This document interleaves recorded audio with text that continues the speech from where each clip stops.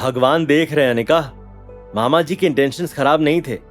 अब जो होना था वो तो हो गया, लेकिन भगवान ने मदद भी भेज दी। हाँ, तुम कहाँ हो? घर कब आ रहे हो?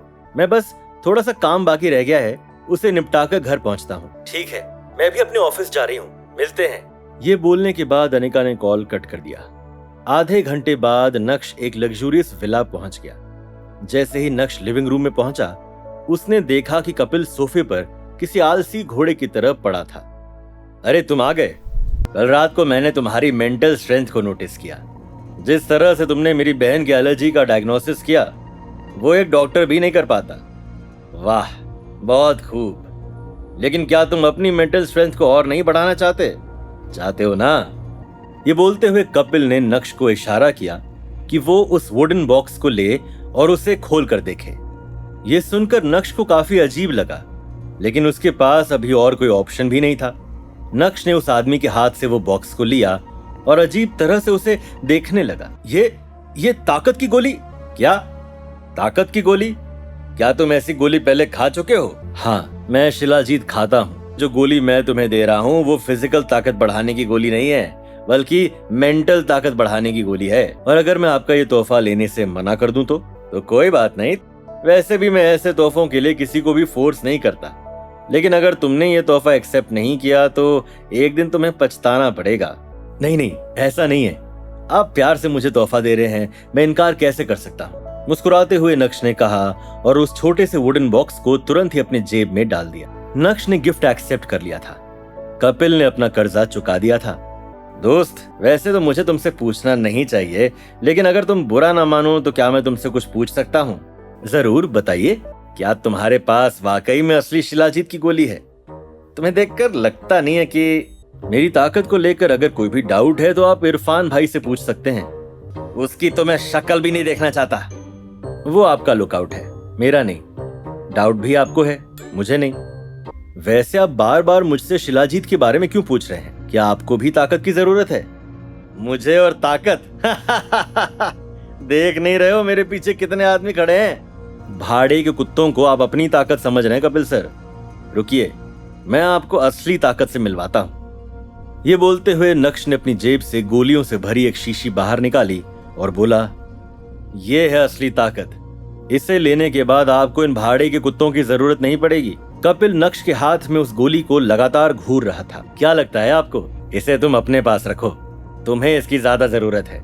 ठीक है, फिर आपको और परेशान नहीं करना चाहता। थैंक्स। दोस्त, क्या तुम्हारी वो गोली वाकई में काम की है? अब अगर आपको मुझ पर भरोसा नहीं है तो वो गोली कितने काम की है या नहीं, इससे क्या फर्क पड़ता है? वो गोली तुम कितने में बेचना चाहते हो? कपिल सर, मुझे पता है कि आपके पास बहुत पैसा है और आप काफी पावरफुल हैं, लेकिन सब कुछ पैसों से तो नहीं तोला जाता ना। तुम बस मुझे उन गोलियों की कीमत बताओ। यकीन मानो मैं बार्गेन नहीं करूंगा। नक्श ने जल्दी से कोई जवाब नहीं दिया।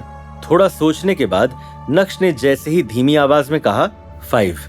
ठीक है, 5 करोड़। डील पक्की हुई। ये सुनकर नक्श शॉक्ड रह गया था। साथ ही साथ उसकी आंखों में अलग ही लेवल की चमक आ गई थी।